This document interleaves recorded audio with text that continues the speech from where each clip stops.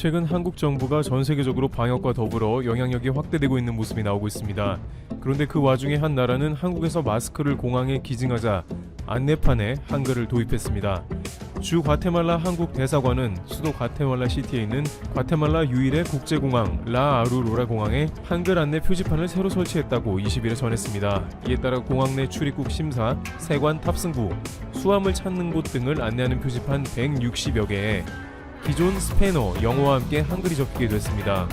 아울러 출입국 관련 서류를 작성하는 장소 17곳에 한글 견본도 부착됐습니다. 현재 한국 대사관은 공항 표지판에 과테말라 공용어인 스페인어와 영어와 더불어 한글이 나란히 표기된 것이 한글과 한국의 위상을 높이는 데 기여할 것으로 기대하고 있습니다. 남미 지역은 스페인어를 모국어로 사용하고 북미에서 오는 사람이 대부분이기 때문에 이와 같이 한글이 제3언어로 단독 표기된 것은 유례없는 일입니다. 과테말라는 스페인어를 국어로 사용하는 나라이며 영어는 잘 통용되지 않습니다. 심지어 공항의 출입국 관리소 직원들도 영어를 잘 구사하지 못하는 경우도 있어 스페인어를 모르는 경우 낭패를 당할 수도 있습니다. 과테말라에서 입국 거부가 나는 경우가 있는데 이는 스페인어를 하나도 못하다가 문제가 되는 경우이며 재빨리 통역관이나 현지의 도움을 청해야 합니다. 따라서 그들에게 외계어나 다름없는 한글을 표기했다는 것은 그만큼 한국을 인정해줬다는 이야기가 되는 것이죠. 특히 자국의 국가 수도 중심에 있는 유일한 공항에 한글 안내판을 붙였다는 것은 그만큼 한국의 위상이 크게 올라갔다는 의미를 포함하고 있습니다. 자아루로라 공항은 연 300만 명 가량이 이용하는 공항으로 코로나19로 폐쇄됐다 지난 18일부터 민항기 운항이 재개됐습니다. 그 사이에 한글 표기 작업을 마친 것으로 파악이 되며 한국 대사관과 협의를 통해 진행이 된 것입니다. 과테말라를 오가는 우리 국민의 공항 이용에도 도움이 될 것으로 예상됩니다. 과테말라에는 5,000명 가량의 한인 동포가 거주하고 있으며 연간 1만여 명의 한국인이 방문하고 있습니다.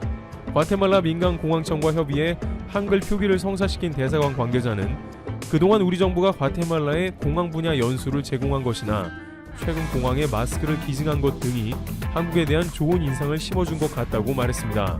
실제 한국은 이카오 회원국 14개국의 고위급, 국장급 인사를 초청하여 교통정책 전략관리 연수를 실시해왔습니다. 방글라데시, 카메룬, 과테말라, 가이아나, 아랍에미리트, 베트남 등 국토부가 지난 2001년부터 실시하여 지난 2017년 처음으로 이카오 회원국의 국장급 인사를 초청하여 고위급 인사들과 긴밀한 관계를 구축하고 교통외교를 강화하기 위해 실시하는 과정입니다. 한국의 인천공항은 전세계 최고 수준의 공항으로 각종 노하우와 국가별 비전을 제시하기도 합니다. 남미 국가 중에는 과테말라가 포함이 되었는데 이에 공항 한글 표기에도 영향을 주었다는 의견입니다. 한편 이 과정에서 과테말라 대사관의 노력이 돋보이며 일 좀 하는 대사관으로도 인정받는다는 소식입니다. 최근 한국은 일부의 대사관 직원이 각종 추행을 비롯해 국제무대에서 망신을 당한다는 이야기가 많았었는데 과테말라 대사관은 현지에서 한국 알리기에 힘쓰며 교과서에 한국 내용을 대폭 실었다는 것입니다. 별일 아니라고 하기에는 미국과 유럽 등에 관련된 내용조차 몇 줄 제대로 안 들어가 있는 경우가 많은데 한국 관련한 내용이 수십 페이지에 편성된 모습이 나오며 한국 소개 정도가 아니라 한국의 이야기까지 나옵니다. 과테말라 대사관의 노력으로 과테말라 교과서에는 올해 3월부터 흥부 놀부, 단군 신화 등 한국 관련된 내용이 대폭 수록되었습니다. 새학기부터 과테말라의 학생들은 학교에서 흥부 놀부와 별주부전, 단군 신화 등과 같은 한국의 이야기를 배우게 됩니다. 주 과테말라 한국 대사관은 올해 3월부터 배포되는 과테말라 국정교과서와 민간교과서 23종에 총 64쪽에 걸쳐 한국 관련 내용이 수록됐다고 밝혔습니다. 과테말라에선 전체 초등학교의 85%, 중학교의 40%가 국정교과서를 사용합니다. 중학교 자연과학 국정교과서에는 한국의 개호와 한글, 한복, 한식, 한국 경제 발전 등에 대한 내용이 들어갔습니다. 현지 최대 민간 교과서 출판사인 산티아나의 중학교 교과서에도 한국에 대한 최신 정보가 대거 추가됐습니다. 한국이 세계 최초로 5세대 5G 이동통신을 상용화했고 세계적인 전자회사와 자동차 회사를 보유하고 있으며 우수한 철도 서비스를 갖췄다는 내용 등을 소개해 경제기술 선진국으로서 한국의 면모를 강조했습니다. 특히 산티아나의 중학교 의사소통과 언어 교과서는 영화 부분에 한국 영화를 따로 소개하면서 봉준호 감독의 기생충이 한 황금 종려상을 받았다고 언급했습니다. 대사관에 따르면 새학기부터 과테말라 초중등학생 200만 명 이상이 이러한 내용이 포함된 교과서로 공부하게 됩니다. 이 같은 교과서 개편은 과테말라 대사관이 외교부, 한국학중앙연구원의 지원 속에서 현지 교육부와 출판사에 한국과 관련한 정보를 적극적으로 제공하며 노력한 것이 영향을 미쳤습니다. 그동안 과테말라 교과서에는 한국 관련 내용이 거의 없고 있더라도 한국 전쟁 후 빈곤 등 과거사 위주였는데 이번에 긍정적인 내용이 대폭 수록돼 과테말라 학생들이 오늘날의 한국에 대해 더 잘 이해할 수 있게 됐습니다. 과테말라 교육부도 한국 전래동화 등을 통해 학생들이 효와 우애, 권선징악 등의 가치를 배울 수 있게 돼 기쁘다며 감사를 표시했다고 대사관은 전했습니다. 특히 산티아나 출판사는 과테말라뿐 아니라 온두라스와 엘살바도르에도 교과서를 공급하고 있어 이번 성과가 다른 중미 국가로 확산할 수 있는 기반도 마련됐습니다. 홍석화 주 과테말라 대사는 인근 국가에도 교과서를 많이 보급해 중미 학생들이 한국을 더 이해하고 친근하게 느낄 수 있도록 다양한 노력을 하겠다고 말했습니다. 이와 같은 소식은 당시 일부 네티즌들에게 고위 공무원들의 외유성 현지 방문에 골프 접대나 하며 현지 자국민들에게 푸대접으로 도마에 오르던 대사관이 아니라 진정으로 일하는 대사관의 면모를 보였다며 극찬받았습니다. 그런데 알고 보면 이런 한국 대사관들이 꽤 많다고 합니다. 이들은 그 나라를 돕는 동시에 한국 알리기에 힘쓰는데요. 인도양의 섬나라 마다가스카르는 GDP가 연간 400달러에 불과한 아프리카의 가난한 국가입니다. 특히 교육 여건이 열악해 공립학교 학생들은 대부분 개인 교과서가 없고 교사만 교과서를 갖고 있습니다. 교사가 교과 내용을 칠판에 쓰는 방식으로 수업을 진행하는데 교사와 학생들의 어려움이 큽니다. 마다가스카르는 교과서들을 대부분 프랑스 등으로부터 기증받는 만큼 교과서가 프랑스어로 돼 있기 때문입니다. 그런데 한국 대사관이 작년 10월부터 마다가스카르 교육부와 교과서를 공동 제작하는 작업을 진행해왔고 작년 12월 23일 초판 3,400부 인쇄를 완료했습니다. 이번에 제작된 교과서는 마다가스카르 언어인 말라가시어로 집필됐으며 한국과 마다가스카르의 대표적인 전래동화가 각각 10편씩 담겼습니다. 마다가스카르 임상우 대사는 지방 출장에서 현지 학교들을 많이 방문했는데 자국어인 말라가시어로 된 교재가 없는 것을 보고 너무나 마음이 아팠다며 그래서 학생들이 쉽게 흥미를 가질 수 있도록 말라가시어로 된 전래동화 교재를 구상하게 됐다고 말했습니다. 따라서 한국 대사관으로 인해 아이들은 자국어로 된 자신들의 교과서를 처음 갖게 됐으며 더불어 한국의 별주부전이나 흥부와 놀부, 한식, 한글 등 한국 문화 및 한국의 경제발전 이야기도 배우게 됐습니다. 한편 아프리카에서는 이와 같이 한국처럼 순수하게 자국의 문화를 전달하면서 돕는 나라가 있는가 하면 자국 문화를 강요하는 나라도 있다고 하는데요. 중국 당국은 1대1로를 통해 아프리카의 인프라를 건설하고 그 가운데 아프리카의 학교도 지으면서 아프리카를 가장 많이 돕는 나라라고 홍보하는데 문제는 이 가운데 지어진 학교에서 아프리카의 초등학생들에게 중국을 찬양하는 노래를 부르게 하며 중국어로 제대로 암기를 못해 노래를 못 부를 경우 벌을 받는 모습도 도마 위에 오르기도 했습니다. 그러나 아프리카도 막대한 중국의 자금이 들어오고 중국에서 학교를 지어주는 경우도 있기 때문에 이 가운데 패키지로 중국어 선생님이 반드시 고용되어 자국 사상을 가르치는 것을 피할 수 없어 상당수의 학생들은 시진핑 사상을 학습해야 되는 게 아니냐는 국제적인 논란이 잇따르고 있습니다. 전 세계의 네티즌들은 제국주의가 꼭 전쟁으로만 이뤄지는 게 아니라며 아프리카의 중국 사상 강요를 비판하고 있습니다. 게다가 1대1로는 결국 국가 재정을 파탄으로 빠뜨려 그 나라의 도움이 아닌 파멸을 부르고 있는 상황입니다. 한편 베트남의 꿈은 한국이 되는 것. 충격적인 사실이 드러났다. 이번 일로 베트남의 한국에 대한 태도가 심상치 않습니다. 얼마 전까지 한국을 박항서에 날아가며 띄워주더니 이제는 박항서 감독의 대도 월급을 반납하며 전 국민이 나서는 상황입니다. 우리한테 호의적이었던 베트남이 왜 갑자기 이렇게 변한 것일까요? 베트남은 원래부터 일본과 친하게 지냈던 국가입니다. 지금도 베트남에서 가장 잘 팔리는 자동차는 돌파이며 두 번째로 가장 잘 팔리는 자동차 또한 미쓰비시로 일본 차입니다. 그리고 베트남 국민들이 가장 중요하게 생각하는 축구 경기는 올림픽도 월드컵도 아닌 스즈키컵입니다. 스즈키컵은 아세안 축구연맹이 참가하는 대회로 동남아시아의 월드컵이라고도 불리는데 1996년도부터 시작해 그 역사는 매우 짧습니다. 1월 스즈키컵에 스즈키는 일본의 자동차 제조사이며 얼마나 일본과 베트남의 관계가 중요한지 알 수 있는 부분입니다. 베트남은 지금 빠르게 경제 발전을 하고 있는 나라로 경제적으로 롤모델을 삼고 있는 국가가 있습니다. 바로 대한민국입니다. 그 이유를 들어보면 베트남이 생각하는 중국은 인구가 너무 많아서 따라가기 힘들고 베트남에 생각하는 일본은 과거부터 베트남 경제에 큰 영향력을 주며 도저히 따라잡을 수 없는 나라라는 인식이 있습니다.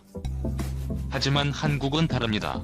과거 한국이 어렵던 시절엔 베트남은 자신들이 한국보다 더 잘 살았다는 생각을 가지고 있으며 한국은 미국의 보호를 받아서 지금 이렇게 클 수 있다고 생각하고 자기들도 지금과 같은 성장 속도로 조금만 지나면 한국을 따라잡을 수 있다고 생각하고 있습니다.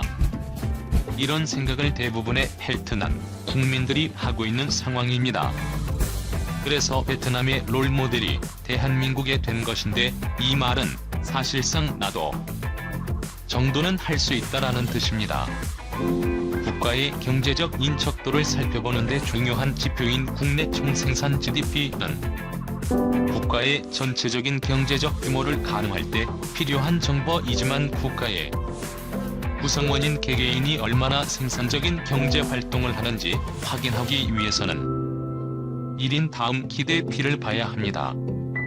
베트남의 1인당 GDP는 2018년 기준 2,590달러, 2019년엔 2,175단도로 베트남 근로자 한 명의 일령 수입은 대략 300만 원 정도라는 것입니다. 한국의 1985년 5일 1인당 GDP가 2,500달러였으며 이 당시 우리는 1988년 올림픽을 개최하는 것에 뒤떠 있었고 하루가 다르게 성장해가는 모습을 보며 전 국민이 희망에 차 있었던 시기였습니다. 그 당시 우리를 돌아보면 베트남이 지금 왜 그렇게 자신만만한 태도를 보여주고 있는지 다음이 오길 합니다. 하지만 아무리 희망차 있다고 해도 베트남은 지금 한국의 35년 전 수준에 겨우 도달한 곳입니다. 중국 또한 마찬가지입니다. 중국이 작년에 1인당 GDP 1만 달러를 달성하자 전 세계의 자랑처럼 이야기했던 적이 있습니다. 하지만 현실을 달랐습니다. 중국은 그동안 많이 발전한 것 같지만 1인당 GDP 1만 단거는 한국이 이미 25년 전에 달성한 것입니다. 그러니까 아무리 중국이 지금 잘 났다고 해도 25년 전 한국의 수준이고 지금 한국은 1인당 GDP 3만 달러에 도달했습니다. 중국이 지금 한국처럼 1인당 GDP 3만 달러에 도달하기 위해선 중국 전체 경제 성장률 6%를 1년도 빠짐없이 20년 달유지해야 가능한 수치입니다. 즉 그 커다란 중국마저도 한국을 따라잡기 위해선 최소 20년이 걸리는데 중국보다 몇 배는 작은 규모의 베트남은 얼마나 걸릴까요? 베트남이 지금 우리나라와 비슷한 경제 교부를 갖기 위해서 얼마나 걸릴지 계산해봤습니다. 최근 베트남의 평균적인 경제 성장률을 6.5%로 매년 성장한다면 한국과 같은 경제권을 가진 이까지 정확히 35년이 필요합니다. 그러니까 한마디로 베트남이 지금과 같은 속도로 숨도 안 쉬고 달려와야지 겨우겨우 한국을 따라잡는다는 말입니다. 그런데 방금 계산에는 한국의 잠재 가치가 반영되어 있지 않습니다. 베트남이 한국을 따라오는 35년의 시간 동안 한국은 뭘 할까요? 토끼와 거북이의 이야기에 토끼처럼 들판에 앉아도 낮잠이나 자고 있을까요? 베트남에 한국을 따라잡는다고 30년 정도 따라올 때쯤이면 한국은 그보다 2배인 60년 정도 멀리 가 있을 것입니다. 지금 베트남이 경제 발전을 조금 했다고 해서 너무 자신만만한 태도를 보이는 것이 아닌가라는 생각이 됩니다. 우리가 88 올림픽을 하던 시절을 생각해보면 충분히 이해가 갑니다. 우리나라가 고도의 경제 발전에 하던 시기에 88 올림픽으로 세계에 한국이란 나라가 이렇게 부상했다. 그리고 앞으로는 더 높이 올라갈 것이다라는 걸 세계에 알리고 싶었듯이 지금의 베트남도 그럴 테니까. 하지만 베트남이 명심해야 할 것이 있습니다. 바로 베트남의 경제를 책임지는 것은 한국입니다. 1986년 베트남 호치민 주석 의도 임의의 개혁 정책으로 외국인 투자가 시작된 이후 한국은 베트남에서 총 8,190개 프로젝트를 담당하며 657억 7천만 달러, 우리 돈 80조 원을 투자했으며 베트남 최대 투자국이 되었는데 단순 금액 기준으로도 베트남 전체 외국인 투자비에 대해서 20%를 차지 일본과 싱가포르를 앞질러 쓴 그만큼 우리 기업들도 많이 진출해 있으며 그동안 8,000개의 우리 기업에 진출했습니다. 굉장히 많은 기업들이 진출해 있는데 그 중에서도 가장 큰 기업은 바로 삼성입니다. 삼성은 오래전부터 베트남에 진출하여 순회의 투자를 하고 공장을 지어서 베트남 국민들의 일자리를 만들어 주었습니다.